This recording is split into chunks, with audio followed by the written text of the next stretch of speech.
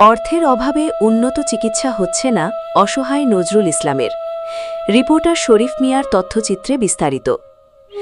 জামালপুরের দেওয়ানগঞ্জ উপজেলার সদর ইউনিয়নের দিগলকান্দি গ্রামের বাসিন্দা সাহের আলীর ছেলে নজরুল ইসলাম গাছ কাটতে গিয়ে গুরুতর দুর্ঘটনার শিকার হয়েছেন। গাছ কাটার সময় হঠাৎ গাছের একটি অংশ তার শরীরের ওপর, বিশেষ করে কোমরের ওপরে পড়ে গেলে তিনি গুরুতর আহত হন। পরিবার সূত্রে জানা যায়, দুর্ঘটনায় নজরুল ইসলামের কোমরের হাড় ভেঙে যায়। বর্তমানে তিনি শয্যাশায়ী অবস্থায় রয়েছেন এবং তার উন্নত চিকিৎসার প্রয়োজন রয়েছে। তবে আর্থিক সংকটের কারণে পরিবার তার প্রয়োজনীয় উন্নত চিকিৎসার ব্যবস্থা করতে পারছে না।